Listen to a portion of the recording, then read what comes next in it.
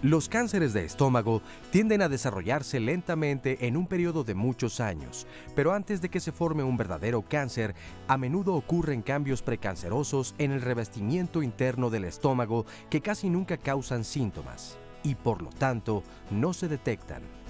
Hoy, en Diálogos en Confianza, los especialistas nos dirán cuáles son los factores de riesgo relacionados con el cáncer de estómago, así como las opciones de tratamiento que existen para apoyar al paciente. Como todos los padecimientos que se van desarrollando de manera lenta y silenciosa, la prevención de los cánceres de estómago realmente constituye un problema para la medicina en términos generales, para la gastroenterología, pero evidentemente para el paciente. En ocasiones existe la posibilidad de que algunos pacientes hayan estado presentando durante años cuadros de gastritis con diversas manifestaciones, y algunos también han tenido la fortuna de contar con los medios o los recursos o la disposición de su médico tratante para sugerir que se practiquen algunos exámenes como la endoscopía. Y esto pudiera en determinado momento ser una situación de una utilidad maravillosa para tratar de abordar un cáncer de estómago en cualquiera de sus localizaciones a tiempo. Desafortunadamente, la mayor parte de las veces, la mayor parte de las ocasiones, los cánceres de estómago son abordados, sobre todo quirúrgicamente, cuando las etapas críticas han sido rebasadas o casi rebasadas, y los pronósticos en algunos cánceres de esta naturaleza y con esta evolución no son precisamente optimistas. Hemos visto cánceres de estómago en personas muy jóvenes, hemos visto en mediana edad, hemos visto en edades avanzadas, y los resultados de la cirugía no en todos los casos pueden ser, como quisiéramos, un resultado que ofrezca al paciente y a la familia un beneficio que se pueda considerar total y absoluto. Como todos los cánceres, la curación es difícil de esperar, sobre todo por las etapas en que se detecta, y precisamente el día de hoy vamos a tener un panel muy distinguido para tratar de precisar algunos detalles, algunas situaciones que permanecen desconocidas para el público en general, para los pacientes que han tenido la mala fortuna, la desfortuna de presentar un cáncer de esta naturaleza, y ojalá podamos ver qué o cuáles son las medidas preventivas que serían casi indispensables de practicarse en un país donde las gastritis son muy frecuentes y donde a partir del descubrimiento de una de las principales causas de alteraciones de la mucosa gástrica, que es la presencia del Helicobacter pylori, pues pudiera en un determinado momento alertar, intentar prevenir y sobre todo controlar para que este trastorno no avance y cause la muerte de muchos seres humanos. Está con nosotros el doctor Albeiro Restrepo, él es cirujano general con especialidad en endoscopía y gastroenterología del Hospital Fernando Quirós del Iste. Muy buenos días. El doctor Jorge García Gallardo, cirujano oncólogo del Hospital Fernando Quirós del Iste. Y el doctor Javier Kelly, oncólogo y presidente de la Sociedad de Oncología y Especialidades Afines AC y director de OncoQuality Care. Y desde luego Nora, que nos acompaña hoy muy ad hoc. Mire, yo quedé sobresaturado de ver ayer y antier. Todo por el Día de Muertos, doctor. Yo vivo en Coyoacán y verdaderamente era imposible siquiera salir a la calle. Y vi, yo creo que cuando menos unas 400,000 calaveras, muertes. Todo de negro, ¿verdad, doctor? Sí, y yo también. Sí, es mi nieta, que ella iba disfrazada de diabólica. A pesar de que le hemos insistido que es el Día de Muertos, no tiene nada que ver con esa cosa extraña que es el Halloween y que pues, no corresponde a nuestras culturas, ni nuestras costumbres, ni nada. Y entonces, para no sentirse mal, yendo de maléfica, dijo que iba de benéfica. Pues yo me Ni vine de así, pero Coyoacán de para veras. acá, doctor. Mire, por eso vengo todavía con esto negro, pero con muchísimo gusto de estar con todos ustedes. Qué bueno que nos sintonizan. Como dice el doctor, hoy vamos a conocer factores de riesgo acerca del cáncer de estómago, que la verdad este tema no lo habíamos tratado, doctor, tan importante que es, sobre todo en este país que comemos tantos irritantes y nos autorrecetamos todos cuando creemos que tenemos gastritis y ni siquiera vamos al médico para que nos revisen. Por eso les presentamos esta cápsula para que usted conozca cuál es la función del estómago y cómo se puede desarrollar el cáncer. El estómago es un órgano parecido a un saco que contiene los alimentos y comienza a digerirlos segregando jugo gástrico. Los alimentos y el jugo gástrico se mezclan y se vacían luego en la primera sección del intestino delgado llamada duodeno. Algunas personas usan la palabra estómago para referirse al área del cuerpo entre el pecho y el área pélvica. Sin embargo, el término médico de esta área es abdomen. Cuando se presenta un cáncer de estómago, este no debe confundirse con otros cánceres que pueden ocurrir en el abdomen, como cáncer de colon, hígado, páncreas o intestino delgado, porque estos tipos de cáncer podrían tener síntomas diferentes, pronósticos distintos, así como tratamientos diversos. Para entender cómo se desarrolla el cáncer de estómago, debemos saber que la pared de este órgano tiene 5 capas y es importante conocerlas, porque dependiendo de la capa en que se diagnostique el cáncer, se determina la etapa y extensión de la enfermedad, así como el pronóstico del paciente. La capa interna se llama mucosa y es donde se producen el ácido estomacal y las enzimas digestivas. La mayoría de los cánceres de estómago comienza en esta etapa. A esta le sigue una capa de apoyo llamada submucosa. Fuera de la misma está la muscularis propia, una capa gruesa de músculo que mueve y mezcla el contenido del estómago. Las dos capas externas, la subserosa y la externa, llamada serosa, actúan como capas de recubrimiento del estómago. A medida que el cáncer crece desde la mucosa hacia las capas más profundas, la etapa se vuelve más avanzada y el pronóstico no es tan favorable.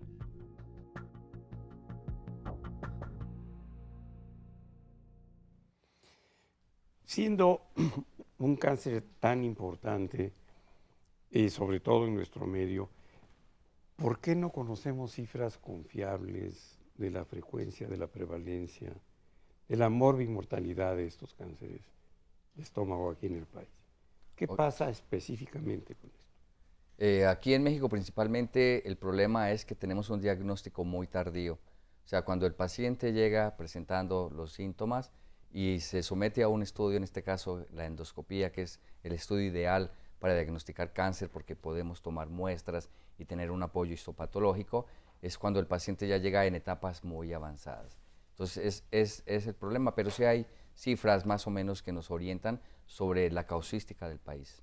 Por ejemplo, en relación a otros cánceres de los cuales hemos hablado ampliamente aquí, por ejemplo, en los cánceres de próstata, en el caso de los varones, de cáncer de mama, de cáncer cervicoterino, en el cáncer en las mujeres, ¿cómo qué lugar ocuparía en la prevalencia dentro de nuestro Aproximadamente entre el cuarto y el quinto lugar el cáncer de estómago. Y en el mundo ocupa el cuarto lugar y el segundo lugar de causa de muerte. Ah, caramba. ¿Después de qué? Pulmón. ¿De cáncer de pulmón? Bien. ¿Y qué es lo que sucede? ¿Por qué en determinado momento no existe la información adecuada, suficiente y eficiente como para que todos los que tenemos alguna molestia gástrica, que no son en el bajo vientre, porque todo el mundo dice, me duele el estómago cuando es el colon, ya lo acabamos de ver, pues estuvimos haciendo hincapié en esa nomenclatura, en esa semántica, porque es muy importante que las personas sepan dónde duele el estómago, dónde duele el colon, dónde pueden doler los ureteros o alguna parte de los riñones, pero no generalizar con el abdomen como un dolor de estómago.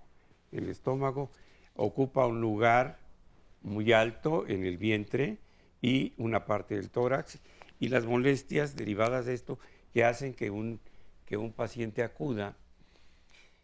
¿Cuáles son, doctor? Porque además estamos verdaderamente infestados de los anuncios de medicamentos en esta prostitución farmacológica, sobre todo laboratorios con los medios de comunicación, y ante cualquier dolor de vientre o es omeprazol o es alguna otra cosa que puede ocultar la sintomatología de alguna manera, en lugar de confrontarla abiertamente. ¿Cuáles serían los síntomas, doctor, que se presentarían con mayor frecuencia? Uno de los problemas con el cáncer gástrico es que los síntomas no difieren de los padecimientos inflamatorios o padecimientos infecciosos. Eso es uno de los problemas graves. La mayoría de los síntomas donde tú puedes sospechar que el paciente tiene un cáncer gástrico es porque tienden a la cronicidad o porque ya hay una lesión palpable, porque ya hay sangrado, pero básicamente no hay un síntoma que sea patognomónico, o sea, que tú digas, este síntoma es exclusivo del cáncer gástrico. Eso no existe. La mayoría de los síntomas son igual que una gastritis, y por lo que mencionabas, tampoco es muy claro lo que está sucediendo en el mundo con cáncer gástrico, porque si bien es cierto, usted lo mencionó al principio, que el Helicobacter se ha asociado a cáncer gástrico, también es cierto que los cánceres asociados al Helicobacter están disminuyendo. Entonces esto podría ser al revés, a lo mejor el uso de los antiácidos ha contribuido a que haya menos cáncer gástrico, pese a la automedicación. Aquí hay otros mecanismos. Se ha hablado mucho de por qué está migrando el cáncer. Ahora el cáncer lo vemos mucho más, vamos a decir, en la porción inicial del estómago. Y ahí quiero aclarar que los mecanismos parecen ser diferentes. O sea, inclusive no está muy clara cuál es la asociación del Helicobacter con los cánceres de la unión esófago-gástrica. En determinado momento, el cáncer de esta unión, lo que podría ser el cáncer en el cardias, en la unión esófago-gástrica, ¿se trataría, se diagnosticaría de una manera diferente, se abordaría de una manera diferente que el cáncer de otros sitios del estómago? El diagnóstico prácticamente es a través de la endoscopía. Hay auxiliares del diagnóstico, la misma tomografía juega un papel importante, el ultrasonido endoscópico, etcétera, pero el tratamiento sí difiere un poco, dependiendo de la localización, si tiene que ver con el cardias exclusivamente, porque esa unión para fines prácticos la dividimos en tres. Una que es la parte alta del estómago que invade el cardias, el otro es el que nace en el cardias y el otro es el que nace en la porción distal del esófago que invade el cardias, por decirlo así. Para fines prácticos, los que nacen en las 2/3 porciones inferiores, esos se tratarían igual que un cáncer gástrico. Sin embargo, los que nacen en la porción superior, eso la cirugía es diferente. Bien, una pregunta, ya que estábamos hablando de los antiácidos, etcétera.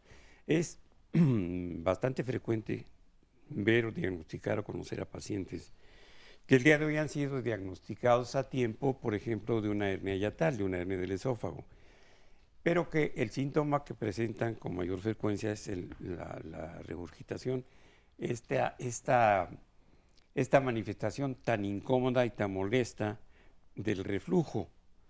Este reflujo, esta esofagitis péptica por reflujo, ¿qué tan frecuente podría ser como un antecedente de cáncer? Pues yo creo que sí, la asociación se ha discutido mucho. El reflujo alcalino hacia el esófago. ¿Alcalino? ¿No ácido? No, no ácido. El ácido se asocia más a lo que le llamamos estenosis del esófago. El reflujo alcalino es el que se asocia más a los cambios celulares de esa mucosa, que son los que parecen contribuir para la génesis del cáncer. Y en este sentido, doctor, ¿cómo o por qué sucede un reflujo alcalino siendo que el estómago tiene un pH ácido básicamente? ¿Qué sucede?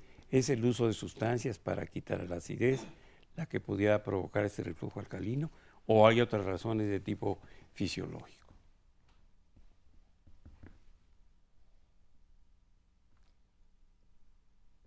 Doctor. No sé. Mira, una de las hay que tener claro esto. En primer lugar, el cáncer no es un solo factor, es multifactorial. A esto hay que agregarle, primero, consumimos poca agua y en algunos lugares el agua que se consume ni siquiera está potabilizada correctamente. Entonces, eso es un factor de riesgo. Lo otro es que tampoco se han hecho estudios, por lo menos en nuestro país, yo no conozco un estudio que se haya hecho en nuestro país, de ver qué tipo de helicobacter. El helicobacter en sí tiene cepas diferentes, por decirlo así, es como los perros, hay grandes, chiquitos, igual pasa con el helicobacter, y hay helicobacter que tiene mucho más relación con el cáncer que otros. Están variedades como el CAG, la familia de los BAC, todos del subtipo A, pero dependiendo qué tipo de helicobacter es la mayor asociación. Eso por un lado. Por el otro lado, contestando a su pregunta de ese reflujo alcalino, también tiene que ver con otras cosas. Si el paciente fuma, doctor, si ¿le la parece persona si es nos obesa. quedamos, doctor, ¿le parece si nos quedamos ahí? Vamos al primer corte y Gracias. regresando nos sigue explicando. Siga con nosotros.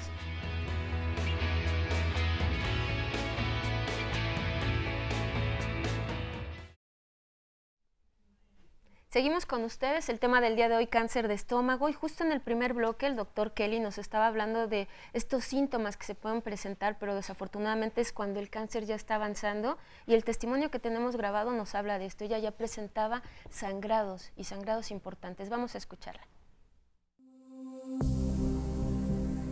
Padezco cáncer gástrico. Mis síntomas iniciaron con un vómito con sangre. Me atendieron en urgencias, me hicieron lavado de estómago, me tuvieron en observación durante todo el día y ya al finalizar el mismo me dieron de alta porque ya no vieron que hubiera sangrado. Posteriormente sentía dolor en la boca del estómago, me recorría a la espalda o viceversa en la espalda y me terminaba en la boca del estómago. Los médicos me mandaron a realizar endoscopía, diagnosticando que era una gastritis porque no se detectaba la malignidad. La primera endoscopía, nada. La segunda endoscopía, incluso con toma de varias biopsias y nada. Hasta la tercera endoscopía, que me tomaron más muestras como 13 muestras de biopsias, y hubo un sangrado cuando me estaban practicando la endoscopía. Ahí fue donde resultó y me diagnosticaron cáncer gástrico agresivo invasor. Me hicieron estudios ya preoperatorios, tomografías, exámenes de laboratorio, rayos X, todo preparado para una operación.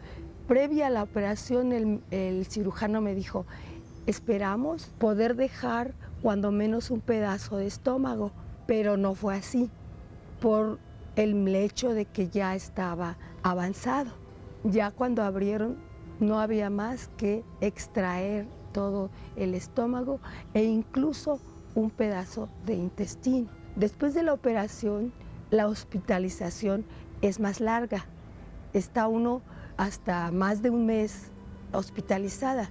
En mi caso yo estuve escasamente un mes. De la recuperación sí es larga, porque el organismo pues se tiene que adaptar a su nueva situación. Yo empecé tomando complementos alimenticios, polvos especiales y un vasito de un cuarto de ese preparado. Me tardaba yo 1 hora en tomarlo, traguito por traguito. Me pasaron también con nutriólogas y ellas me empezaron a enseñar en que en adelante yo debía masticar los alimentos todavía mejor, darles la digestión. Me dijeron, la digestión va a realizarse en la boca. Yo debo masticar los alimentos hasta dejarlo una masita, ya paso, pero puedo decir, disfruto la comida. Ahora, en este momento, esta etapa, yo disfruto lo que me como, porque puedo comer casi de todo. Recibí tratamiento de radioterapia, 25 sesiones fuertísimas de radioterapia, pero las aguanté. La actitud positiva es importante, y el ver que la gente cercana a uno te está apoyando con amor porque lo sientes, eso te anima a dar más de ti y así puedo. Pues ahora me siento bien, como bien y disfruto comer.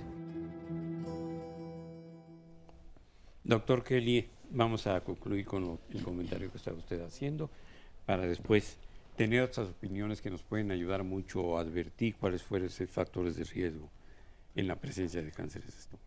Pues yo creo que, como conclusión, aquí lo importante es eso, ¿no? Ver que la gama de posibilidades es muy amplia.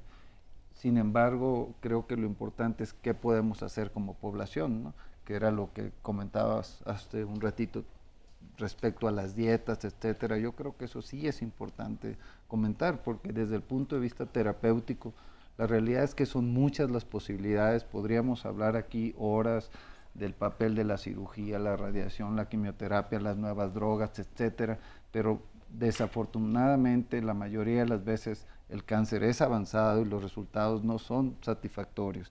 Y resultados anecdóticos todos tenemos pacientes que les va muy bien, pero no es la mayoría no les va bien.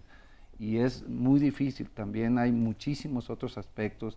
Por ejemplo, el cáncer gástrico cada vez lo vemos en gente más joven y es mucho más agresivo. El tipo que vemos en la gente joven es diferente al tipo que vemos en las edades más tardías, con resultados también totalmente diferentes. Eso podríamos hablar muchísimo, pero creo que lo más importante es que se haga énfasis en los hábitos dietéticos, que hace rato los comentábamos entre nosotros. Pero entonces, ¿a partir de qué edad se puede presentar? Aunque esto pareciera que no es tan importante, pero sí establecer más o menos los rangos, o puede ser a cualquier edad ya que se presente. Mira, hay pacientes tan jóvenes como en la tercera década tienen cáncer gástrico. Sí, las estadísticas dicen que el mayor porcentaje de cáncer gástrico es entre los 50 y los 70 años. Pero no se excluye que una persona menor de 30 años pueda padecer cáncer, sobre todo cuando hay antecedentes familiares y cuando se vive en una región donde el cáncer es muy frecuente. En América, por ejemplo, Chile y Costa Rica tienen un porcentaje muy alto, o Japón, como lo menciona el doctor García Gallardo. Aquí hay un comentario en Facebook, dice Oli Cruz: buenos días, el cáncer de estómago es hereditario, mi abuelo materno murió de eso, ya estaba invadido, y mi mamá también murió de lo mismo, por eso mi duda, ella padece gastritis. ¿Tendría que hacerse un estudio, doctor, ella ya? Sí. Cualquier persona que tenga antecedente de cáncer gástrico y que tenga la mínima sintomatología debe realizarse una endoscopía. Si hay una predisposición, sí, entonces. Así es. Más o del menos 7 al 10% más o menos. Del 7 al 10%. Sí. Doctor, y hablando de lo que mencionaba el doctor Kelly sobre los factores de riesgo que deben ser conocidos porque pudieran tener o resultar de una eficacia que hasta ahorita no hemos visto, quizá por falta de difusión de los mismos. Bueno, en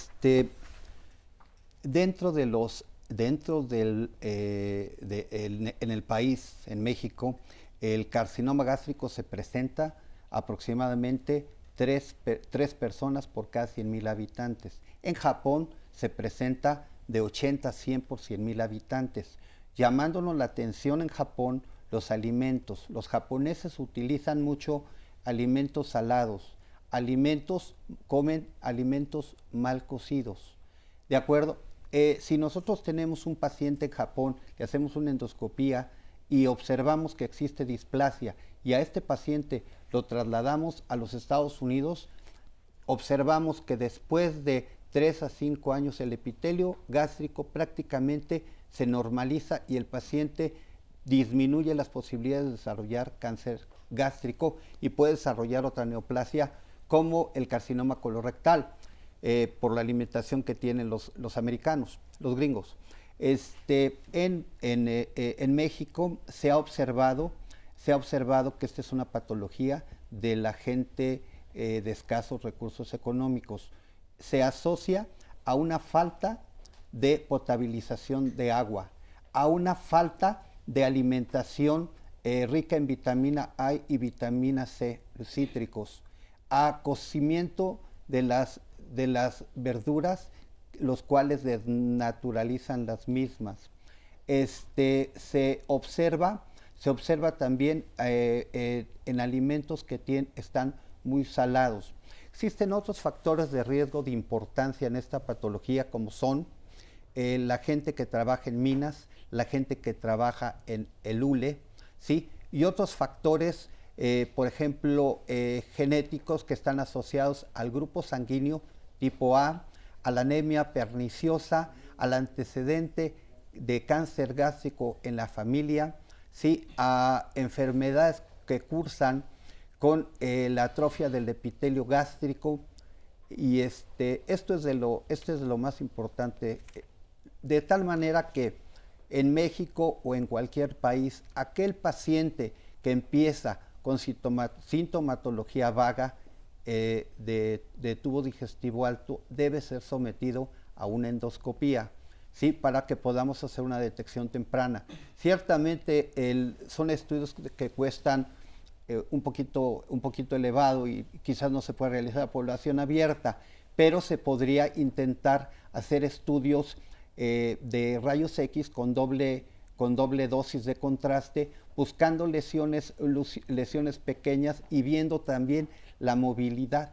En el caso que presentaban hace un momento, en el que tuvieron que ver en varias ocasiones al paciente y no podían detectar el cáncer gástrico, el problema de este paciente seguramente está asociado a un cáncer que está presente en la pared gástrica, y que cuando mete el endoscopista el tubo no encuentra una lesión polipoide, no encuentra una lesión ulcerada, no encuentra una lesión infiltrante, pero el endoscopista que tiene experiencia, sí, y más ayudado de un estudio de doble contraste, puede observar si existe o no rigidez en las paredes, incidir en esa zona, tomando muestras de 8 a 10 en el mismo lugar para poder establecer el diagnóstico.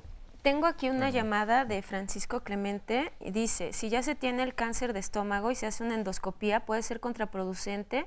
¿Se puede acelerar más la enfermedad, doctor Kelly? No, para nada, para nada. Yo creo que, vaya, desafortunadamente, como ya se mencionó, cuando ya hay una lesión visible, la posibilidad de que sea una lesión infiltrante es muy alta, pero entre más pronto se haga el diagnóstico es mucho mejor. O sea, pensar de que por la biopsia se me va a diseminar, eso no, jamás. No se disemina por la biopsia, el cáncer gástrico no se pega, es una enfermedad asociada, como ya se comentó, a aspectos hereditarios y aspectos del ambiente, como es la dieta.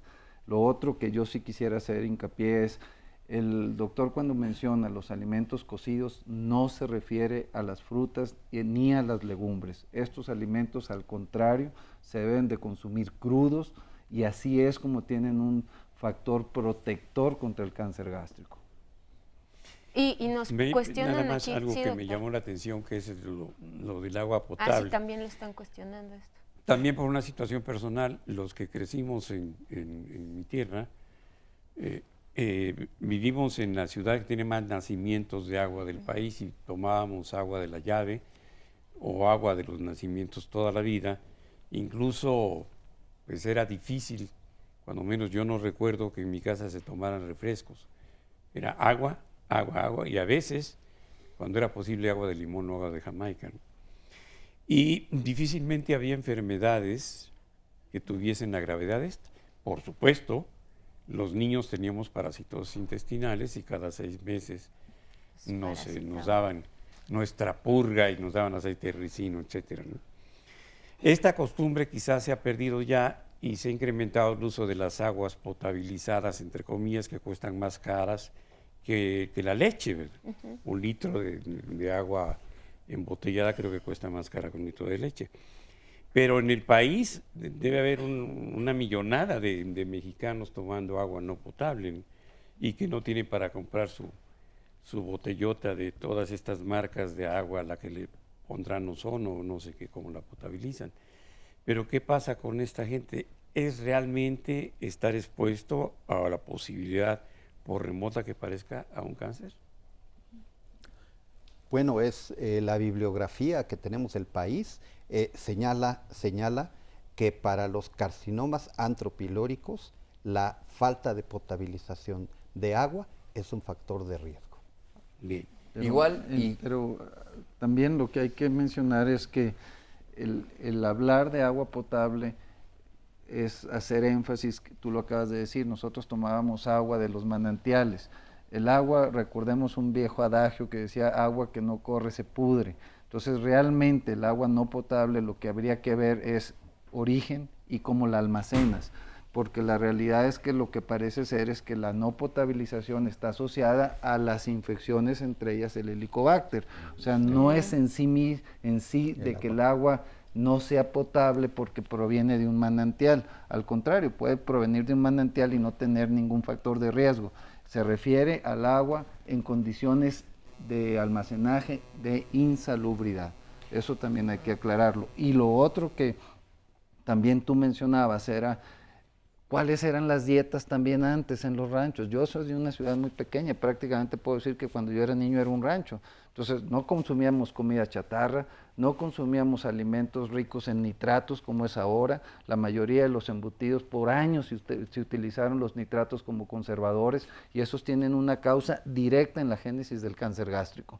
Entonces volvemos a lo mismo, es multifactorial, pero ¿qué sí podemos hacer? Porque creo que eso es lo importante.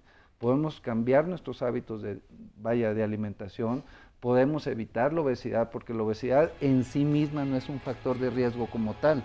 Lo que parece ser es que la persona que es obesa tiene mayor regurgitación y eso es lo que aumenta la incidencia de cáncer. Bueno, a los habitantes de Iztapalapa, por favor, ya saben que no deben tomar esa agua que sale con un color a agua de tamarindo. Sí, aquí, sí, por favor. Aquí principalmente lo del agua es por la contaminación de las infecciones que se pueden adquirir, y entre ellas la Helicobacter pylori. Doctor, También, nos quedamos con eso, perdón, vamos al corte, pero regresamos para seguir contestando todas sus preguntas. Quédese con nosotros.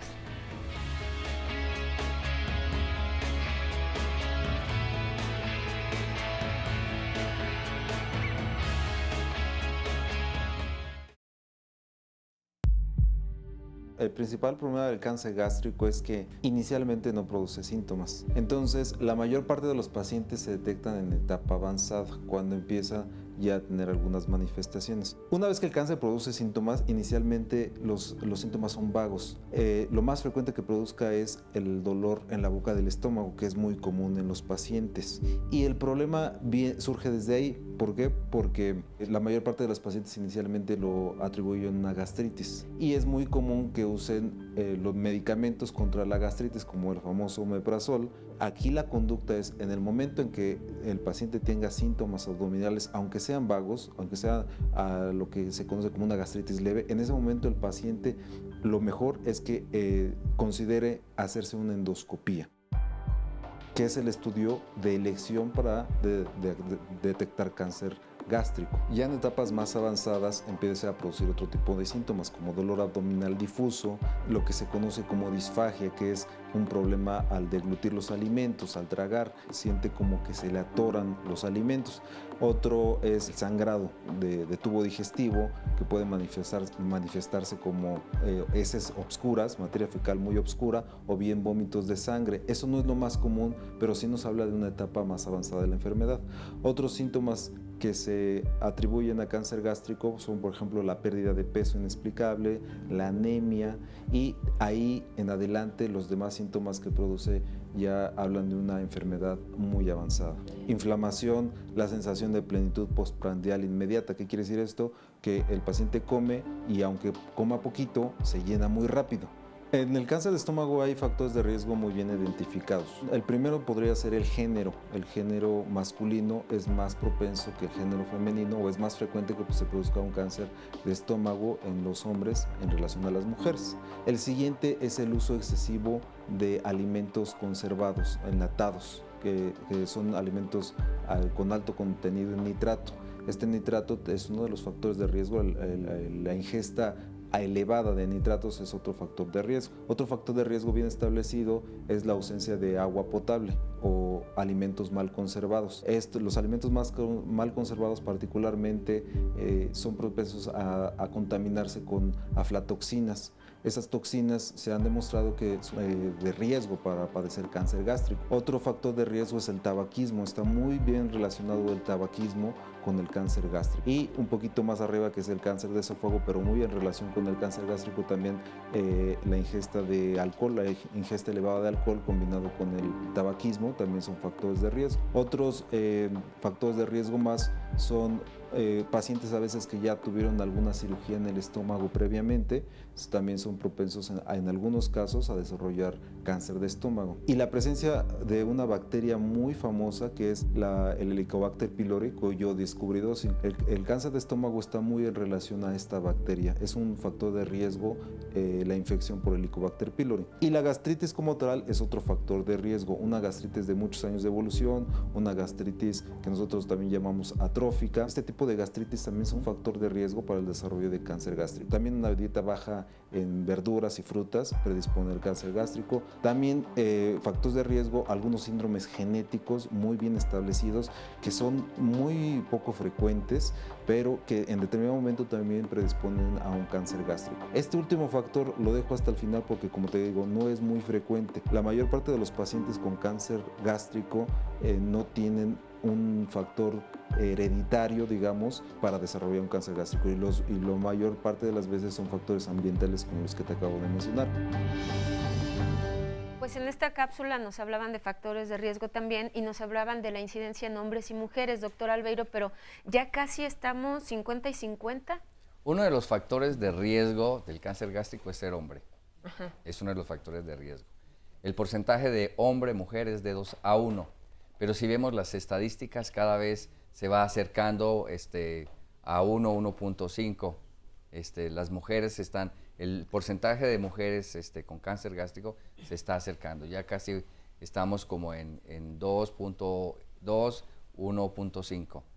Se va acercando. ¿Y es igual de agresivo en hombres y mujeres?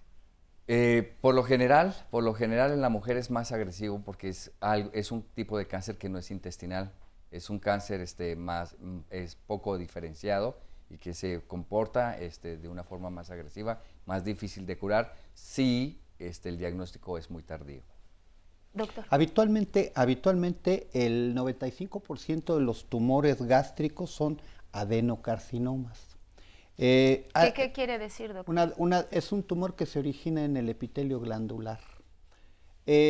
Lauren hizo un análisis del tipo de crecimientos de ambos, y a uno que tiene un crecimiento menos agresivo lo llamó intestinal, y al carcinoma difuso le llamó difuso, ¿de acuerdo? En la mujer se presenta frecuentemente la variedad difusa. Por eso es más grave. ¿Y usted tiene ahí el testimonio de una mujer, de Tere, doctor? Tere, ¿qué tal, doctor? ¿Qué hace por aquí? Porque yo la veo muy sana, muy saludable. Pues gracias a Dios, doctor, soy de las pacientes afortunadas, que Dios me ha bendecido con la salud otra vez. A mí me detectaron el cáncer en el 2002 Todo lo que se ha estado comentando hoy en este programa, pues son los síntomas que yo tuve. Empecé con una gastritis, lo típico, te automedicas, hasta que un buen día siento unas náuseas horribles, voy a volver el estómago y pues ya con un sangrado. De ahí voy al hospital de emergencia, me hacen una endoscopía y resulta ser una úlcera. Y bueno, me dan tratamiento 3 meses. Pero usted tuvo la fortuna de que precisamente en esa consulta hospitalaria, todavía en el primer nivel, algún médico con conocimiento y como experiencia sugiere la endoscopía. Así Porque es, como doctor. visto en el caso, por ejemplo, del testimonio, que se tardaron todavía para hacer endoscopía y que las endoscopías subsecuentes no detectaron el cáncer. Así es, sí tuve la fortuna, le digo, posteriormente ahí me hacen una biopsia, también tuve el Helicobacter pylori, me dieron tratamiento y como a los 4 meses que me vuelven a hacer otra revisión, al hacer la endoscopía, el doctor ve una como manchita, me toma una biopsia y pues sorpresa, cáncer. Cuando voy a recoger mi resultado, pues todos escuchamos la palabra cáncer y pues creemos que nos vamos a morir, pero obviamente, gracias a Dios, ya cáncer hoy no es sinónimo de muerte.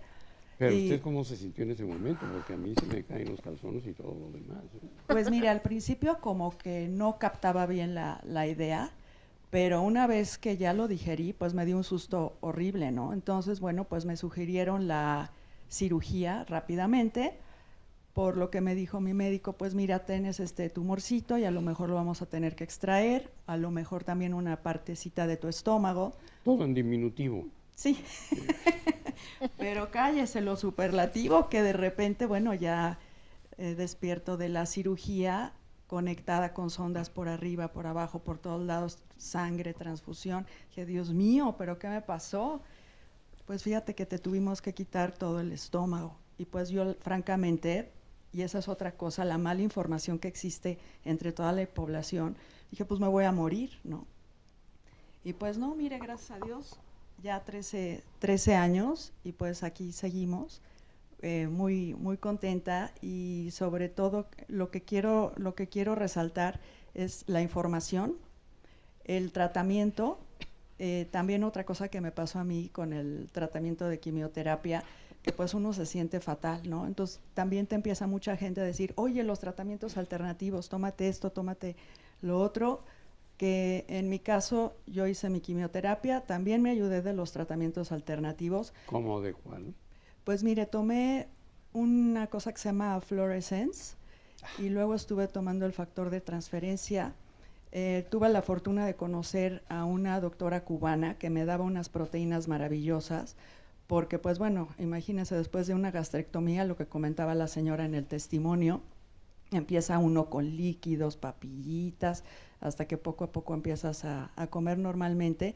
Y estas proteínas que me daba como en forma de gelatina fueron las que me dieron una levantada impresionante, ¿no? Entonces le digo, es no solo alimentar otra vez tu cuerpo y el medicamento, sino también otra parte que considero muy importante, la parte emocional. Y la parte del estar siempre con tu familia, tus seres queridos. Yo tuve la fortuna de que me dieron la opción de tratarme fuera de México, pero yo quise estar aquí porque siento que le digo esa parte de estar con mi hijo, con mis papás, con mis amigos, fue también muy, muy, muy importante. Disculpe la pregunta, pero su esposo no estuvo presente. Mi esposo... ¿Ya se había ido a comprar cigarros y no regresó? Mi esposo, ¿O ya le habían fíjese dado que- su finiquito? No, mi esposo sí estuvo presente, lo que pasa es que estábamos ya un poco, la relación estaba mal. Gracias a Dios. ¿Eso colaboró para la recuperación, cree usted? No, bueno, no es que haya... ¿Sí? No es que... Mire, están ya sintiendo. No es que haya contribuido, lo que pasa es que, bueno, Te dije, también los problemas, ¿no? De pareja, el Está muy bueno. estrés. No, yo vivía una vida muy acelerada, me dedicaba a trabajar como loca. Le digo, pues sí, ciertamente algunos problemitas, ¿no? En casa. Entonces yo creo que también esta parte emocional, yo creo que sí también afecta. Y además, pues la mala alimentación que como los doctores bien comentan, ¿no? Yo fumaba y pues hoy en día está comprobadísimo que el tabaquismo es un factor de riesgo enorme, ¿no? Y que desafortunadamente pues vemos a tantos jóvenes fumando pero por otro lado, pues estas campañas y todo lo que está haciendo el gobierno con Y la eso ley los que fuman antitabaco. tabaco, los que fuman mota, bueno, pues eso les va a llegar, no precisamente el cáncer, pero van a tener su atrofia cortical cerebral, ¿verdad? Sí, no, ni me diga de eso, pero... Y pueden llegar al poder, pueden llegar a ser directivos de alguna televisora, pueden ser muchas... Bueno, ¿qué cosa hago si es sabido? Pero bueno, pues usted se ve excelente. Gracias. Nadie podría creer si la ve que tenga o haya tenido un problema de esa naturaleza. Y, pues qué afortunada es de haber estado con médicos eficientes a tiempo y con un excelente cirujano. Y se vale tomar todas las cosas de medicina alternativa cuando uno está así. Aunque obviamente muchos se oponen. Ayer en Facebook veía, pero no lo quise leer, que están usando algo como sintético de excremento de gato para provocar. Yo pensaba que nada más la uña o lo que usaba este Padrotín, que Sí, no me la acuerdo uña cómo de se gato, llama. doctor. Sí. Sí. Pero sí, la realidad es que, pues, sí hay que reconocer que algunas cosas como paliativos Pueden o funcionar. como nutrientes o como complementos, pues pudieran servir. Muchísimas gracias. Oiga, señora. doctor, Gracias, Sí. pero doctor. cuando hicimos la investigación y al entrevistar el equipo de producción y al entrevistar a los especialistas nos hablaron de esta cuestión después del cáncer, que pueden tener problemas de anemia porque evidentemente la alimentación cambia. Sí ha cambiado mucho, o sea, usted nos decía que antes de esto se alimentaba mal, pero ahora ¿cuáles son los cuidados? Porque la realidad es que no queda igual. ¿Nos puede hablar de esto? Sí, fíjate que ahorita que comentas esto de la anemia, yo la estuve padeciendo muy frecuentemente y sí tienes que hacer cambios en tu alimentación, ¿no? Ahora llevo una dieta rica en verduras, frutas, carne, pescado, pollo, o sea, muy variada. Tomo suplementos alimenticios. Otra cosa muy importante, el hacer ejercicio, ¿no? Y sí, definitivamente los cambios en tu alimentación son muy, muy importantes. Alimentarte sanamente y tomar mucha agua también es muy importante. Pero usted sí tiene su estómago, porque el No, testimonio yo- tampoco No, le lo quitaron tiene. todo el estómago. Gastrectomía total, sí. Ah, ya. Sí. Eso es lo que llama mucho la atención, doctor. Entonces, en los libros y lo que nos dicen los doctores, pues uno se impacta, pero ya al ver un testimonio así, veíamos el testimonio grabado y sí, ella está muy delgada. Y entonces eso es lo que leíamos, que a veces quedan con estas secuelas, pero entonces, ¿cómo es, doctor, el proceso de digestión y todo? Perdón, es que no lo podemos entender cómo se hace. Lo que pasa es que ella te lo acaba de mencionar. O sea, no significa que la dieta de ella, tú puedes comer lo que quieras. El problema es cómo lo absorbes. Y ella tiene que tener, vaya, no, perdón que me refiera a usted, pero cualquier persona que pierde el estómago en su totalidad, no solo son suplementos tomados, tienes que recibir complejos B inyectables, porque eso no los absorbes y lo debes de recibir por lo menos una vez al mes, dependiendo de tu gasto metabólico, o sea, no sé qué tan activa sea físicamente, etcétera. Pero no significa que tu dieta va a volver a ser normal, no. Siempre que se pueda dejar una porción del estómago es mejor. Sin embargo, no debes de sacrificar la posibilidad de controlar la enfermedad por dejar un pedazo del estómago. Eso tiene que quedar muy claro. El tratamiento del cáncer gástrico es quirúrgico. La quimioterapia, la radioterapia, cuando se utilizan como adyuvantes, han demostrado utilidad. Pero adyuvancia no significa, cuando tú quitas cáncer, si queda cáncer residual, la posibilidad de que tú controles la enfermedad verdaderamente es anecdótica. El verdadero tratamiento adyuvante es aquel que haces, le llamamos adyuvancia después de la cirugía, es aquel tratamiento que tú haces, pero que no dejaste enfermedad residual, ni siquiera microscópicas. Estás pensando en las células aisladas, que son las que va a contribuir al tratamiento para que se eliminen, pero también tu sistema inmunológico. Entonces, hay muchas cosas que hay que aclarar. Por ejemplo, usted mencionaba la medicina alternativa. La medicina alternativa también tiene sus bemoles. Hoy en día hay muchísimos estudios donde se está tratando de compaginar la medicina ortodoxa con la medicina herbolaria, por ejemplo, y donde se ha descubierto que hay inclusive tés de uso habitual, como la hierba esta de San Juan, que antagoniza medicamentos. Y hay hierbas que te pueden inclusive incrementar la toxicidad. Entonces hay que ser también muy cautos, porque como no existe la piedra filosofal en la medicina ortodoxa, tampoco lo existe en la medicina alternativa.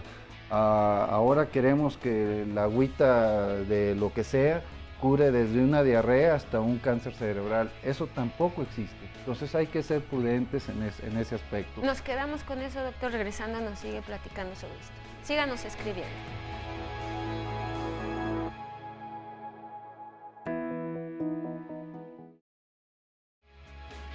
Qué bueno que sigue con nosotros. Le queremos anunciar el tema del día de mañana a las 9:30 de la mañana. Estará por aquí Cristina Jauregui para hablarnos de las niñas y los niños talentosos.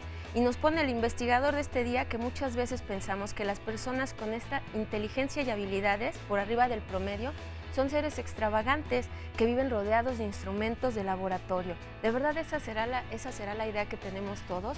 ¿Qué es lo que tenemos que aprender de estos niños tan talentosos? ¿Y qué es lo que necesitan los padres para estimularlos más y para comprenderlos? El día de mañana nos lo dirán los especialistas, no se lo pierdan, 9:30 de la mañana. Ahora vamos a ver el resumen de lo que nos han dicho nuestros invitados sobre el cáncer de estómago y después una cápsula para conocer cómo se realiza el diagnóstico. El problema es que tenemos un diagnóstico muy tardío. Los síntomas donde tú puedes sospechar que el paciente tiene un cáncer gástrico es porque tienden a la cronicidad o porque ya hay una lesión palpable, porque ya hay sangrado. El diagnóstico prácticamente es a través de la endoscopía. Hay auxiliares del diagnóstico, la misma tomografía juega un papel importante, el ultrasonido endoscópico, etc. El cáncer no es un solo factor, es multifactorial. Desafortunadamente, la mayoría de las veces el cáncer es avanzado y los resultados no son satisfactorios. El mayor porcentaje de cáncer gástrico es entre los 50 y los 70 años. No se excluye que una persona menor de 30 años pueda padecer cáncer, sobre todo cuando hay antecedentes familiares. Es una patología de la gente de escasos recursos económicos. Se asocia a una falta de potabilización de agua, a una falta de alimentación rica en vitamina A y vitamina C. La gente que trabaja en minas, la gente que trabaja en el hule. La no potabilización está asociada a las infecciones, entre ellas el Helicobacter. Se refiere al agua en condiciones de almacenaje de insalubridad. Los embutidos por años se utilizaron los nitratos como conservadores y esos tienen una causa directa en la génesis del cáncer gástrico. Cuando nosotros estamos sospechando de un cáncer gástrico, lo primero que tenemos que realizar es una endoscopía. ¿Esto qué quiere decir? Es la introducción de una cámara a través de un tubo que va desde la nariz, desde la boca hasta el estómago. Y a través de esta se identifica la mucosa del estómago, que es el sitio donde se originan los cánceres gástricos. De ahí empiezan a crecer hasta invadir la totalidad del estómago y otros órganos. Entonces el primer estudio que nosotros indicamos es una endoscopía. Esta endoscopía nos va a dar datos en relación a la mucosa, las características del tumor cuando se encuentra, si está ulcerado, si está sangrante, etc. Y la otra oportunidad que tiene la endoscopía es la toma de biopsia. El diagnóstico del cáncer gástrico es histológico. Esto quiere decir que solamente haciendo un estudio por patología se puede encontrar un cáncer gástrico. La endoscopía sirve también para sospecharlo, diagnosticarlo y tomar una biopsia y enviarla al patólogo. Otro estudio que también se llega a utilizar, aunque no tiene las mismas ventajas que la endoscopía, es un estudio radiológico que se llama serie esófago gastroduodenal. Esto el paciente toma un poco de medio de contraste para que sea visible en los rayos X y se toma una serie de radiografías del abdomen para ver cómo se está comportando ese trago del medio de contraste. El otro estudio que nosotros utilizamos, una vez que ya está identificado el tumor, nosotros tenemos que estadificar. ¿Qué significa esto? Ver qué tan avanzado está el cáncer a nivel abdominal. Y esto lo realizamos a través de una tomografía, que es un estudio radiográfico en el que el paciente entra en un aparato, un tomógrafo, y ahí nosotros identificamos la extensión del cáncer gástrico, es decir, si está invadiendo afectando otros órganos, si tiene metástasis a distancia, como puede ser hígado, si tiene invasión en el resto de la cavidad abdominal, si tiene líquido de ascitis, es un líquido libre en la cavidad abdominal contaminado por células tumorales que ocasiona pues prácticamente que el cáncer pueda invadir cualquier parte de la cavidad abdominal. Otro estudio que nosotros utilizamos es una radiografía de tórax o una tomografía de tórax, también para descartar la posibilidad de que el cáncer se haya extendido a los pulmones. Entonces eso, conociendo la evolución que tiene un cáncer gástrico, es decir, inicialmente empieza en la mucosa, va creciendo hasta invadir todas las paredes del estómago y de ahí empieza a invadir por contigüidad otros órganos, es decir, los órganos cercanos como puede ser el colon, el vaso, el hígado, y de ahí el resto de la cavidad abdominal a través de las células que viajan por el líquido que te comentaba en la cavidad abdominal, y de ahí el cáncer se disemina de manera hematógena, es decir, a través de la sangre viajan células tumorales que se implantan en sitios a distancia. Puede ser el hígado más frecuente, el pulmón, el cerebro, los huesos. El cáncer de estómago es muy agresivo la mayor parte de las veces, y el pronóstico para estos pacientes es en general difícil, es pobre, es decir, la mortalidad por un cáncer de estómago es elevada. A ver, don Luis, usted es muy joven. Fíjese que uno de los casos más sorprendentes para mí era una chica que acaba de recibirse de su carrera de abogada y que me orientaba a mí en algunos aspectos legales hace algunos años. Debe haber terminado la carrera alrededor de los 24 años y meses después de haberse recibido, nos llevamos la sorpresa de que tenía un cáncer de estómago muy avanzado. ¿Qué edad tiene usted? 45 años, doctor. Oiga, pero ¿cómo lo hizo? Me conservo en alcohol. ¿Se conserva en alcohol? Bueno, yo tengo muchos compañeros de AA que están conservados, sí, pero se ven bastante bien, sí. Sí, el año pasado me fui diagnosticado, al igual que la mayoría de los casos que comentan, comencé con gastritis crónica, hasta que el doctor me... ¿Desde cuándo? De como 2 años me aventé así. Y hasta que el doctor me... ¿Pero qué molestias tenía? Dolor en la boca del estómago, Uh-huh. Inflamación y gastritis. Sí, ya nos dijo gastritis, pero tenía reflujo, tenía náusea. No solo nada más el dolor. dolor. ¿Tenía alguna alteración en el apetito de comer? Porque el apetito sexual pues, es otra cosa, ¿no? Bueno, yo tengo que preguntar apetito de comer, pues... Ya solo al final de los últimos meses es cuando comía muy poco y me inflamaba mucho. Y me sentía satisfecho. Bueno, en cierta forma, ¿no? Porque tenía apetito, pero ya no, mi estómago ya no aguantaba nada. ¿Empezó a bajar de peso? No. Fue cuando me estaban dando tratamientos para la gastritis. ¿Qué le daban? Omeprazol. Para variar. ¿Verdad? Para variar. Entonces, me subieron las dosis, me dieron más fuerte, hasta que el doctor decidió hacerme una endoscopía. Y desde el primer momento en que me hace la endoscopía el técnico, me dice, ¿sabes qué? ¿Tienes seguro social? ¿Tienes algún sistema de salud? Le digo, no. Dice, pues consíguelo porque esto es un cáncer. El técnico. El técnico me lo dijo. ¿Y cómo se sintió de esas dulces palabras? Porque tomo las cosas un poco con reserva siempre. Dije, no, primero que me diga el médico qué es lo que pasa. Acudí a mi cita con el médico y me dijo, ¿sabes qué? No, tranquilo, primero vamos a esperar el resultado de la biopsia. Ya una vez que tomaron, que sepamos de eso, vamos a ver hacia dónde partimos. Y el resultado de la biopsia fue que tenía el Helicobacter. Pues me sentí aliviado, ¿no? Completamente. Después de esto, me dio el tratamiento como de 3 meses, 1 mes y medio para terminar con el Helicobacter, pero me dijo que a los 3 meses teníamos que hacer otra biopsia de control. Uf. Cuando terminó mi tratamiento yo me sentía completamente bien, me sentía bien, ya ni me quería hacer la biopsia de control, pero dije, bueno, vamos, ¿para qué? Para esperar que no haya nada. Y cuando voy, me toca con el mismo técnico, me dice, oye, dice, yo ya te había visto. Le digo, sí, vine hace 3 meses. Sí, pero todavía estoy vivo, le digo. Dice, ¿y qué? Dice, ¿y qué salió? Le digo, fue el Helicobacter. ¿Se traerás tus resultados? Le digo, sí. Se lo mostré y él en el expediente que tiene estuvo checando. Dice, no, esto no es Helicobacter. Dice, te recomiendo que lo cheques muy bien, ¿eh? ¿Que lo cheque usted Sí, o que lo cheque el médico? con el médico. Sí, que lo cheque mi médico muy bien.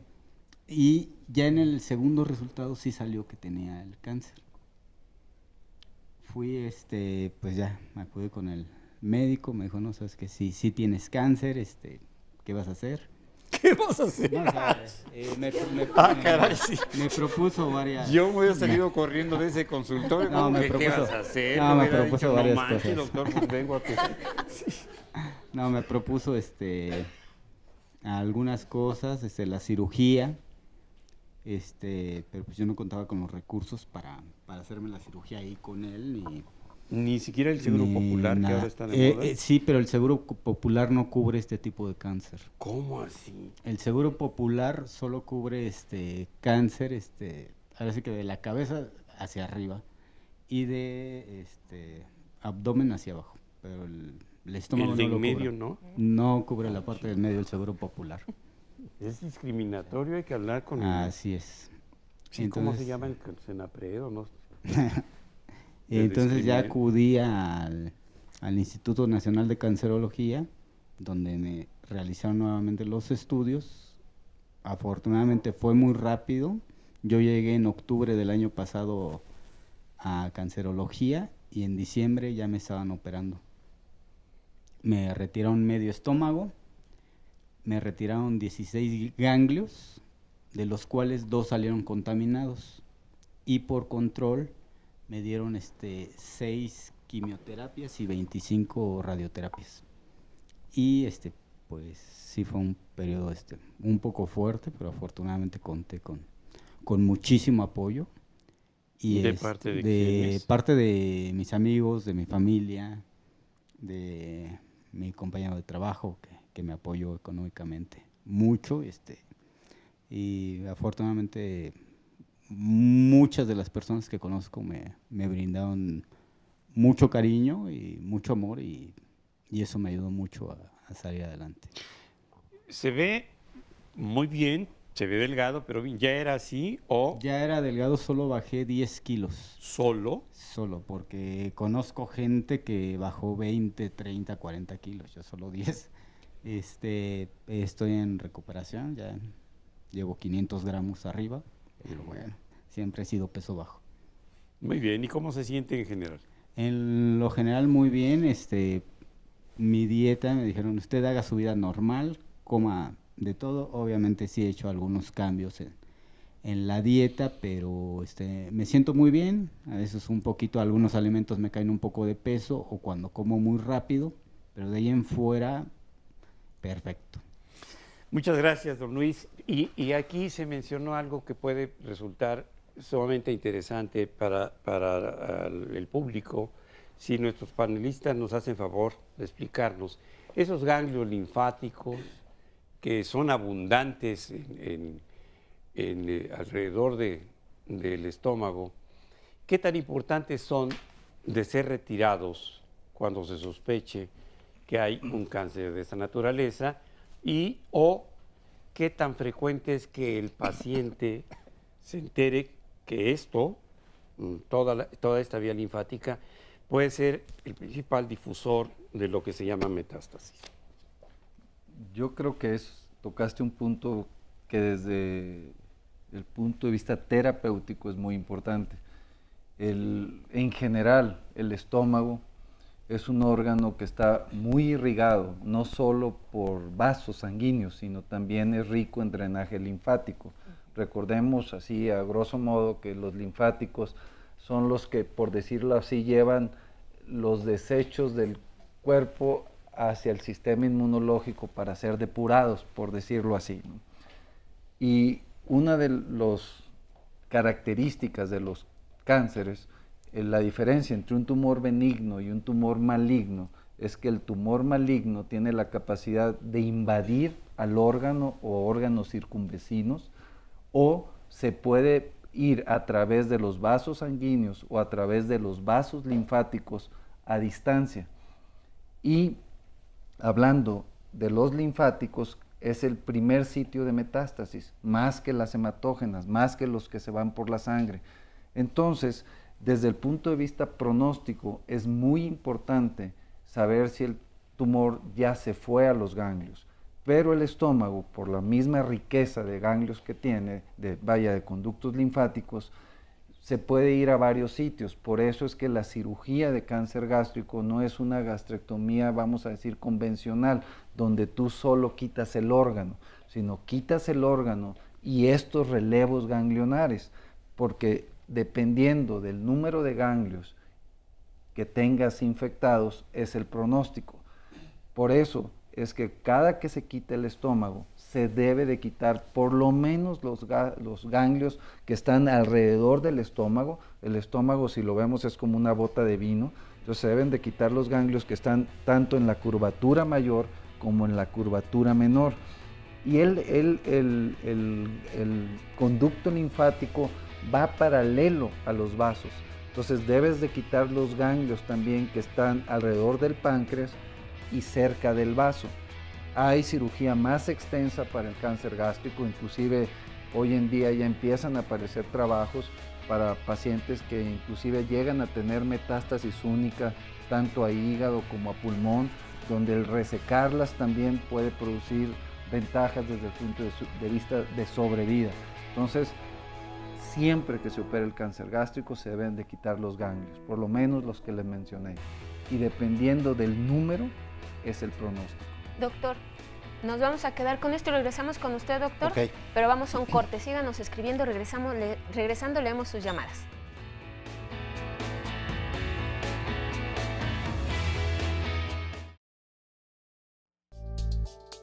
La cirugía sigue siendo el pilar del tratamiento en el cáncer de estómago. El paciente con cáncer de estómago siempre debe considerarse para realizar una cirugía con intento curativo, y esto incluye el quitar parte o la totalidad del estómago. Ahora, esto no significa que deba ser un problema inmenso para el paciente. Es cierto que el quitar parte del estómago, la totalidad del estómago, le cambia un poco los hábitos alimenticios del paciente, pero en general la calidad de vida que llegan a tener los pacientes es buena. Entonces es una cirugía que, si bien es agresiva porque es un cáncer agresivo, la mayor parte de las veces el paciente lo tolera muy bien. Inicialmente el cáncer de estómago debe ser considerado para un tratamiento quirúrgico, una resección del tumor junto con el estómago.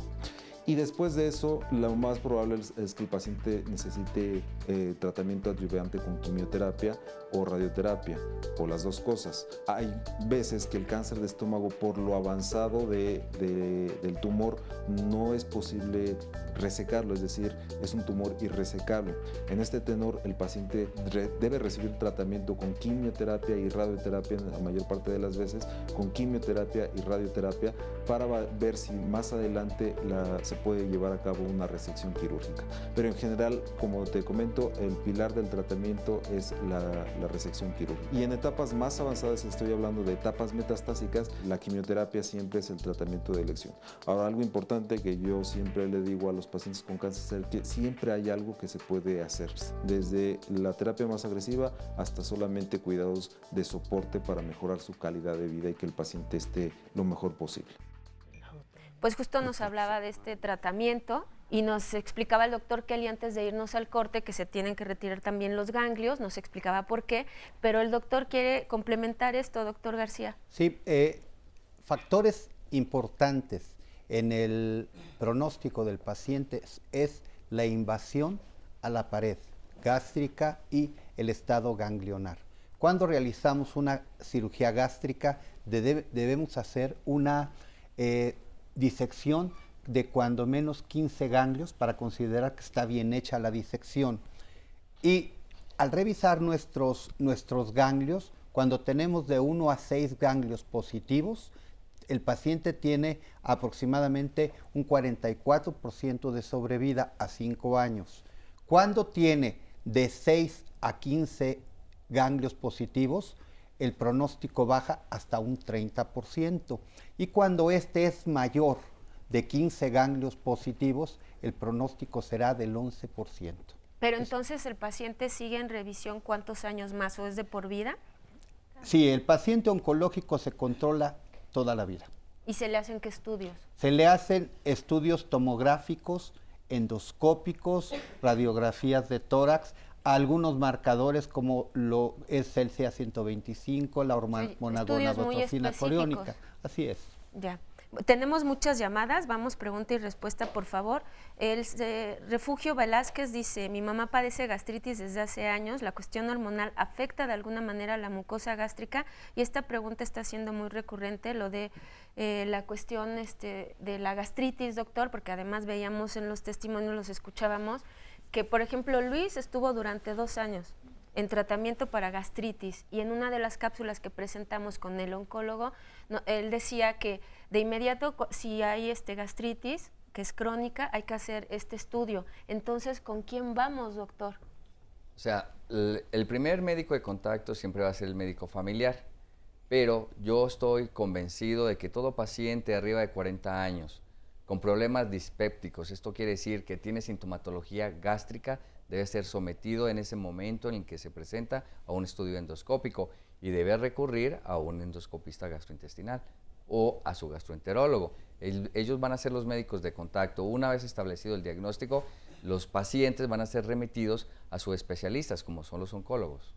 Tenemos aquí la llamada de Rocío Cruz, dice, hablaron de una bacteria, Helicobacter pylori, que se tiene en el estómago. Tengo una hija de 16 años y un niño de 9 años y la pediatra les ha mandado a hacer estudios y salen con la bacteria que mencionaron.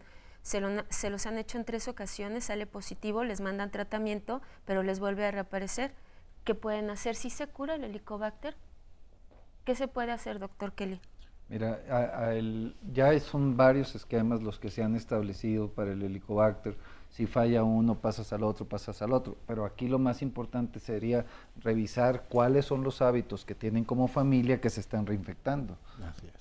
¿Pero tienen ellos algún factor de riesgo por esta bacteria? Por supuesto, si la reinfección es la regla y además es familiar, lo más probable es que alguna práctica de la familia, ya sea en la preparación de los alimentos o donde consumen los alimentos, los está reinfectando. Pero si hay tratamiento y sí, si se cura. Supuesto, sí hay tratamiento. Sí. Y lo que comenta el doctor Kelly es muy importante, hay que mejorar esa calidad de hábitos, ¿sí?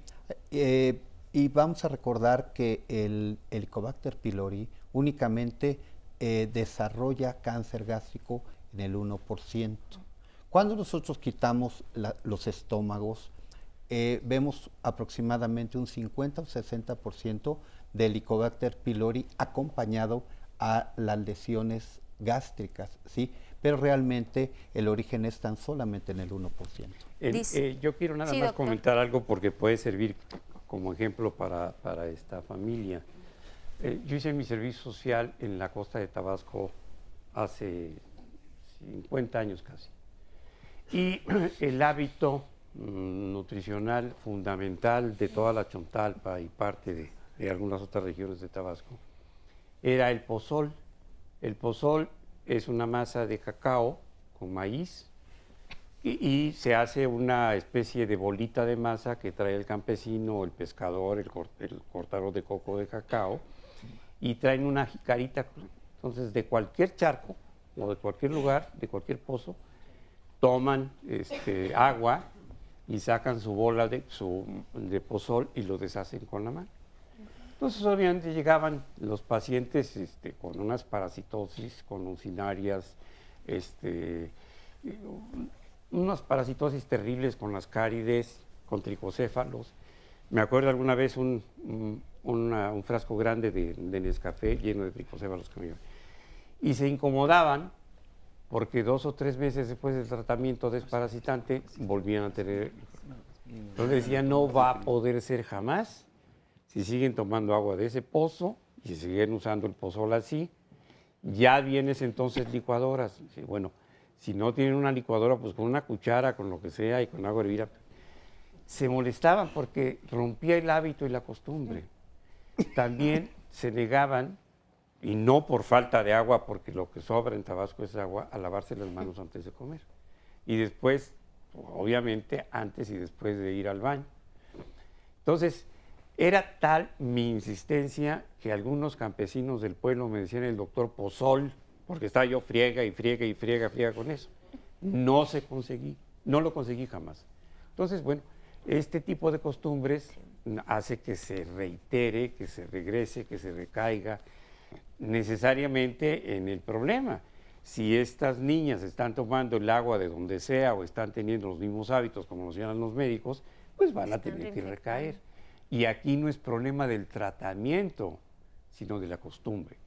No, gracias, doctor. Nos habla también Humberto Martínez y dice, vivo en una comunidad de aproximadamente 3,000 habitantes en la región de la costa del estado de Oaxaca. Aquí el sector salud clora el agua que se nos abastece para tomar todos los días y lo que yo sé es que el cloro mata la flora intestinal. ¿Qué podemos hacer? ¿Qué alternativa nos dan? Porque finalmente esto es perjudicial para la salud. Doctor Kelly. Pues yo creo que nada ha logrado más que hervir el agua, ¿no? Y además es barato, porque algo que también se debe mencionar, tampoco se debe satanizar el Helicobacter como tal, lo mencionaba aquí el doctor García. La realidad es que se ha discutido mucho a qué pacientes tratar. Una de las cosas que se ha mencionado es la gastritis. Por ejemplo, una gastritis que persiste por más de 8 o 12 semanas, cuidado.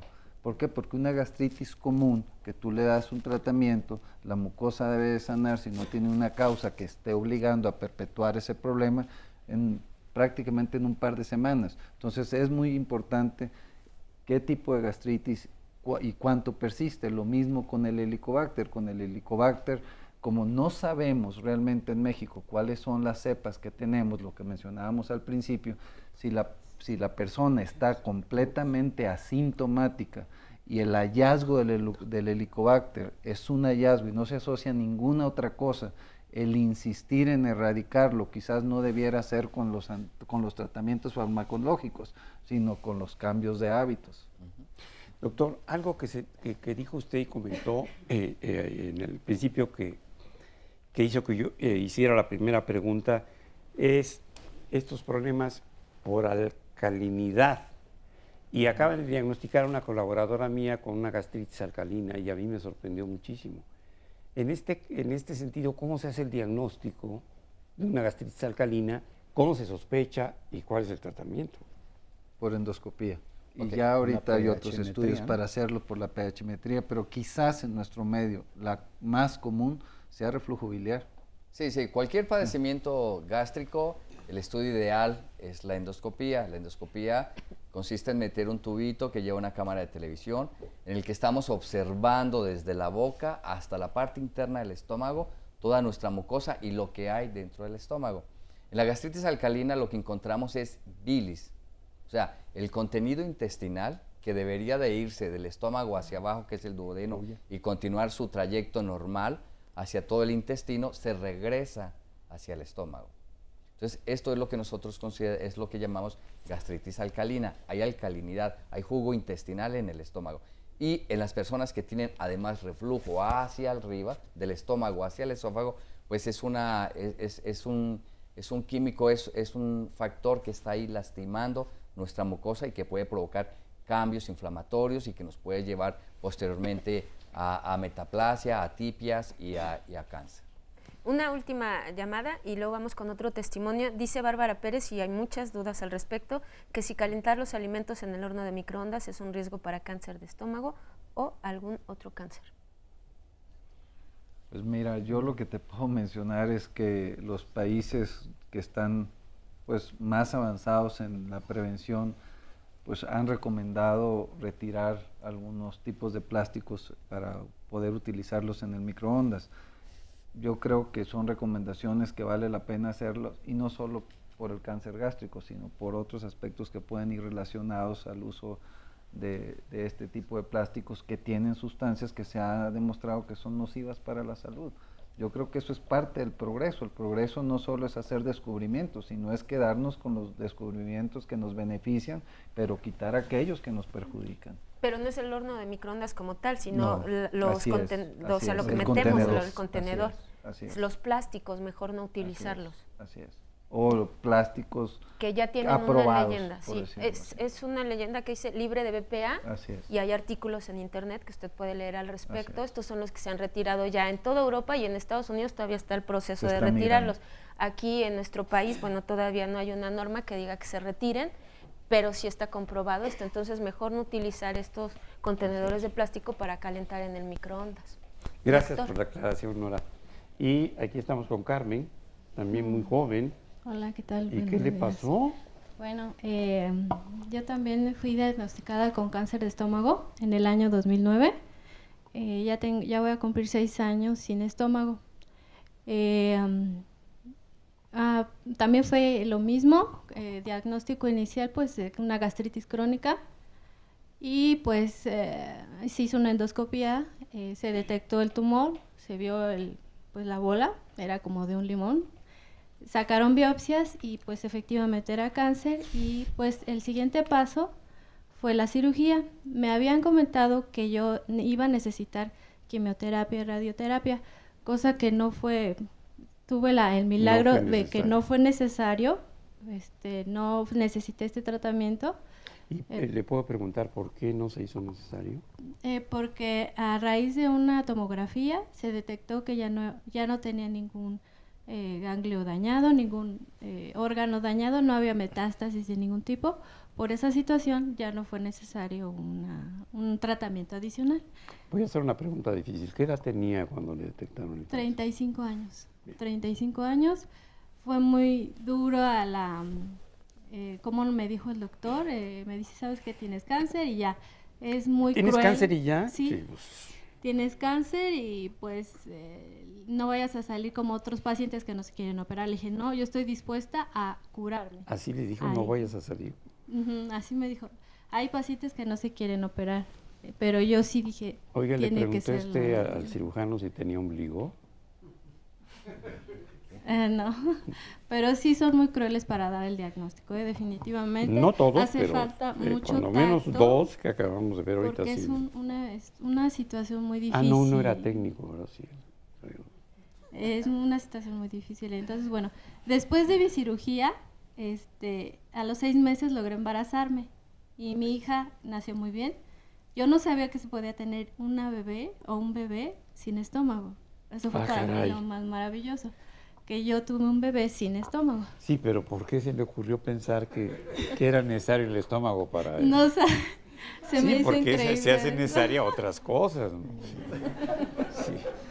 Pero bueno, no deja de ser gastrectomía. una anécdota. Ajá, exactamente. Sin Sí. estómago, pues yo pensé que no se iba a poder, ¿verdad? Incluso fue una de mis dudas con el cirujano, de, ¿qué va a pasarme, no? O sea, no tengo estómago, pero estoy embarazada. Y pues sí, también me regañaron, dijeron que corría riesgo mi salud. ¿Cómo así? Sí, me regañaron, me dijeron que cómo se me ocurrió embarazarme después de los 6 meses de la cirugía, que debí de esperarme 2 años, pero pues bueno, no, yo no me iba a sacar al bebé, ¿verdad? Claro que no. Sí, No, sí. exactamente, entonces bueno, y también de que yo presento mi testimonio, yo tengo muchas dudas.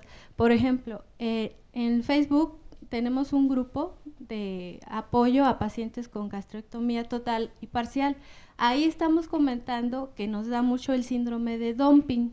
Entonces, no sé si ustedes como especialistas saben acerca de esto, y que tenemos que forzosamente inyectarnos la vitamina B12. Sí, por porque el factor si no intrínseco. nos sí. puede dar una anemia perniciosa. Entonces esa es la duda que yo tengo. Mira, el inyectarse el complejo B, eso va a ser de por vida, ¿no? Eso no hay manera de que lo evites, porque el problema de que como ya no tienes estómago, la vitamina B que tú tomas no la absorbes. Eso por un lado, eso es de por vida. ¿Y si es alérgica a esa vitamina? Normalmente lo que no es que seas alérgico a la vitamina, normalmente es el vehículo. Entonces lo que cambias es el tipo de vitamina y normalmente Aunque cuando hay, perdón doctor, cuando hay a veces la combinación de B12 con B6, B1, la tiamina sí puede dar reacciones alérgicas. ¿Qué cree, doctor? Sobre todo inyectable. Es la B1. Le tocó otra vez el corte, pero regresando nos termina de explicar esto. Regresamos.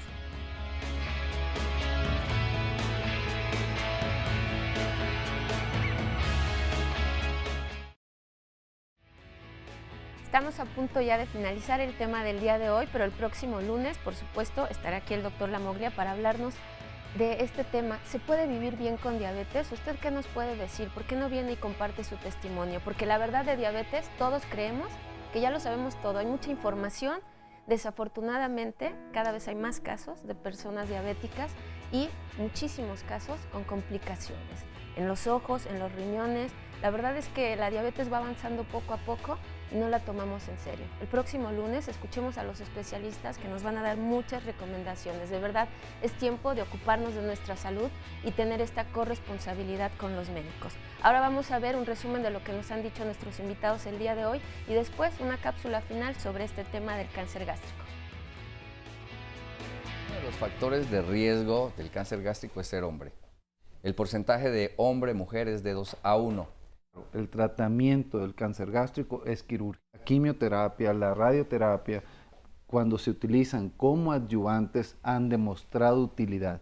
Como no existe la piedra filosofal en la medicina ortodoxa, tampoco lo existe en la medicina alternativa. La cirugía de cáncer gástrico no es una gastrectomía, vamos a decir, convencional, donde tú solo quitas el órgano. Siempre que se opera el cáncer gástrico se deben de quitar los ganglios. Y dependiendo del número es el pronóstico. Cuando realizamos una cirugía gástrica debemos hacer una disección de cuando menos 15 ganglios para considerar que está bien hecha la disección.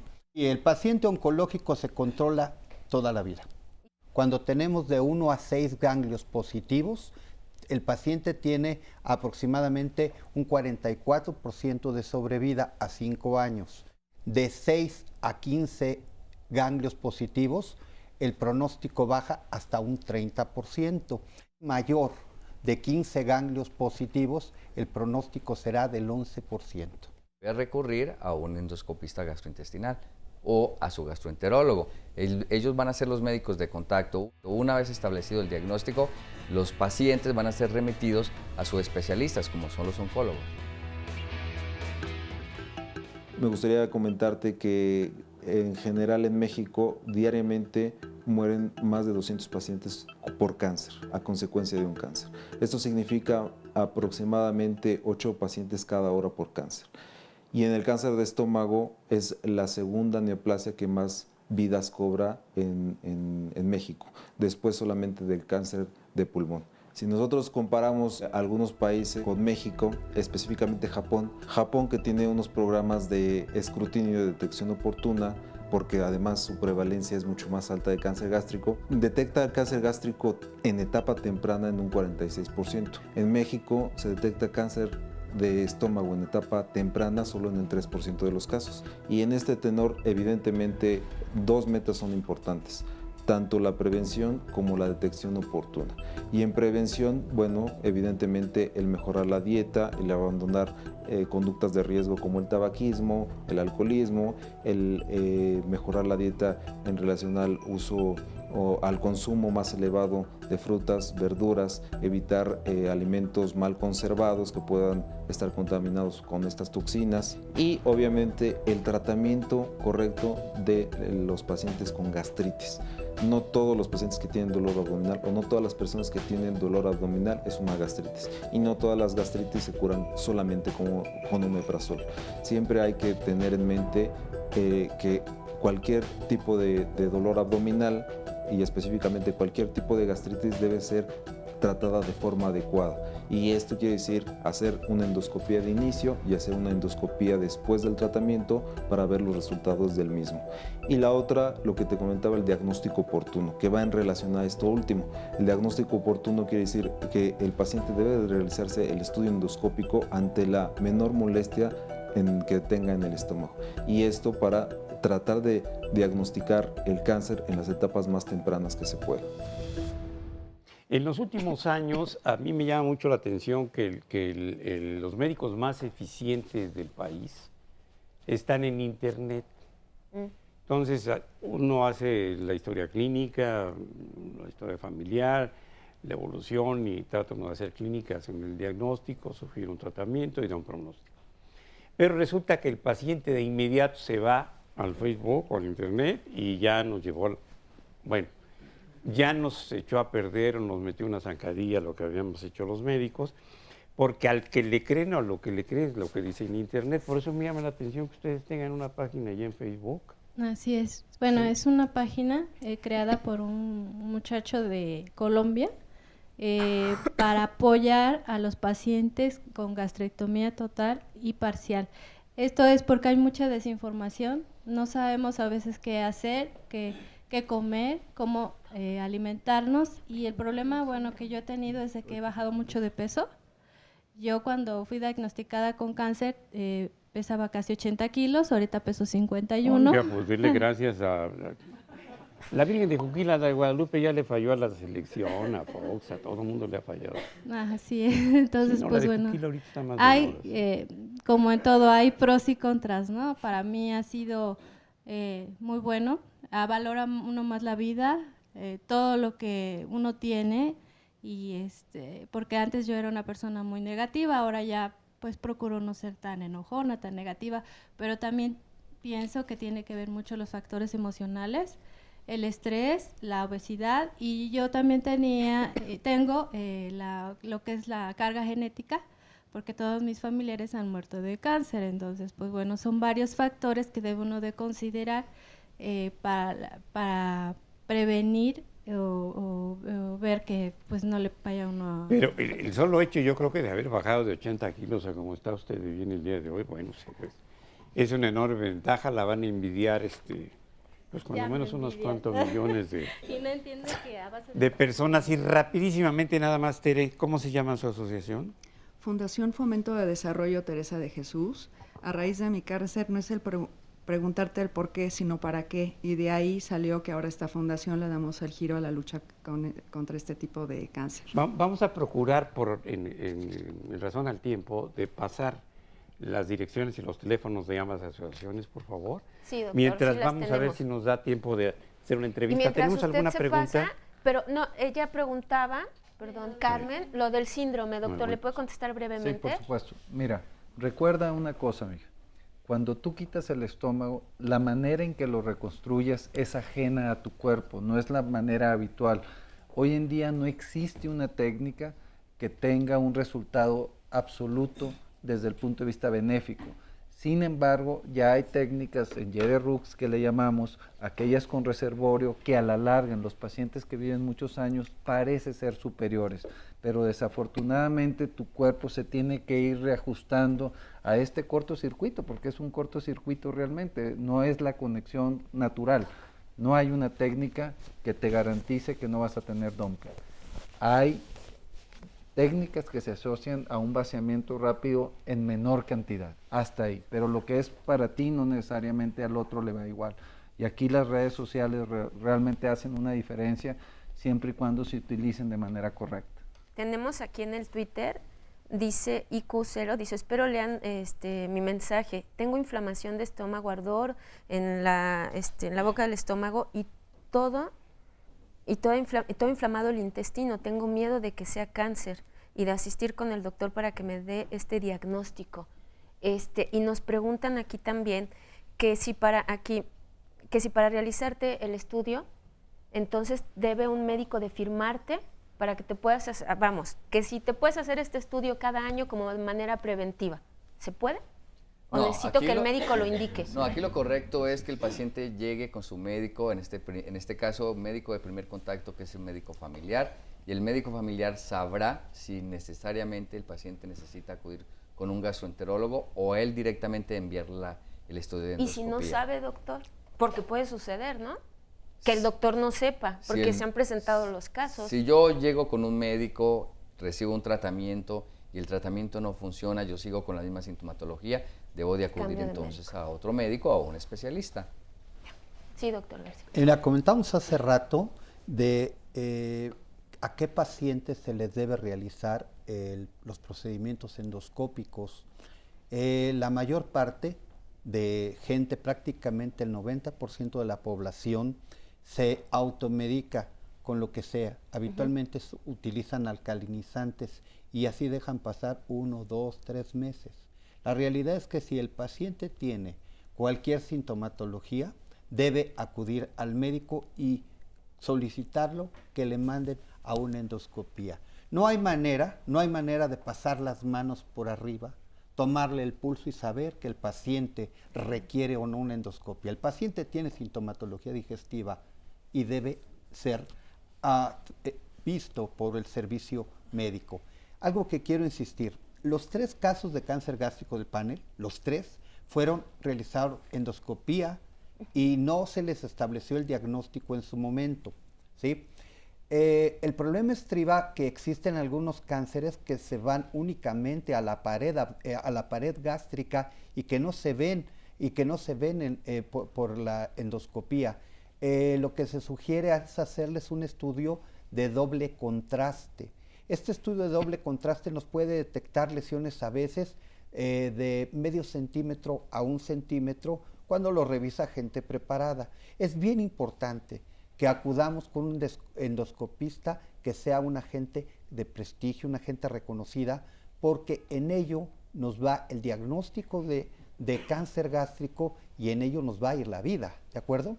Yo les sugiero que soliciten, si hay molestias gástricas, una endoscopía y que al médico le solicite que le haga un estudio de doble contraste para que tratar de establecer el diagnóstico lo más pronto y darle tratamiento.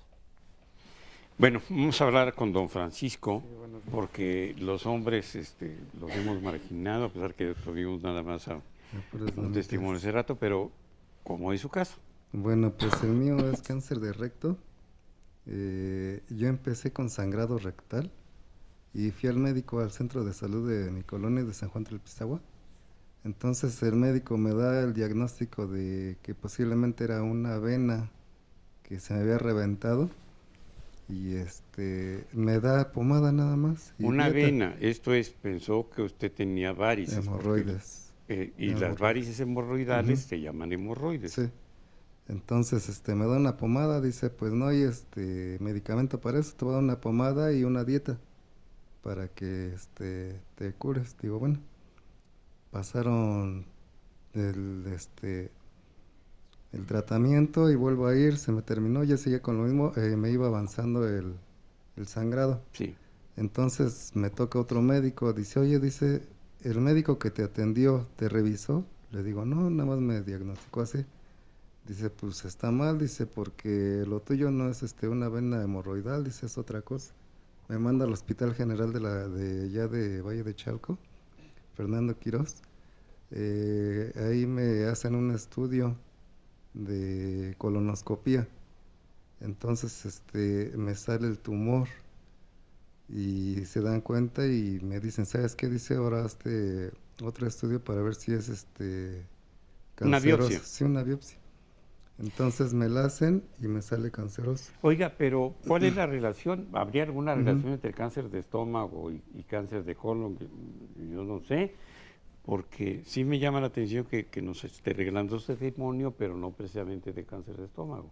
¿Hay alguna relación? No, sí hay. Hay cánceres de estómago que tienen que ver con cáncer de colon, sobre todo no polipósico. Sí. Pero ahí hay que hacer una historia clínica bien hecha, ver su árbol genealógico, etcétera. Pero sí puede haber una relación. Aquí lo que habría que ver es, hablar de cáncer colorectal también es una familia muy amplia. Hay que ver si fue en qué segmento del colon, si fue exclusivamente del recto, si fue del ano, porque la etiopatogenia, o sea, las causas de esto pueden ser diferentes. Muy bien. Yo creo que vamos a concluir este testimonio, pero vamos a hacer un programa sobre cánceres de colon y recto, de manera que usted está invitado, seguramente para que nos dé ahora sí un testimonio que sea de acuerdo con el tema. A ver, ¿qué le pasa a doña Leticia? A mí nada, bueno, ¿Cómo que a afortunadamente. mí nada? Mire, yo vengo aquí porque cómo le tengo hizo? una amiga que la acaban de diagnosticar de cáncer hace un mes.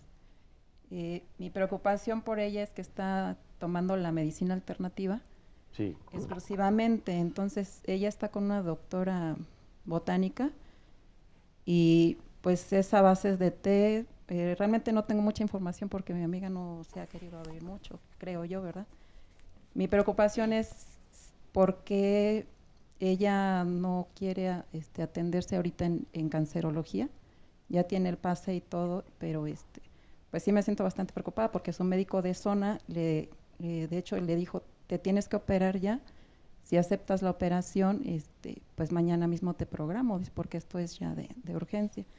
Entonces ella pues decidió que no se opere, que sigue con su tratamiento de la médica botánica. A mí me parece un poco preocupante porque esto es más que nada de tiempo.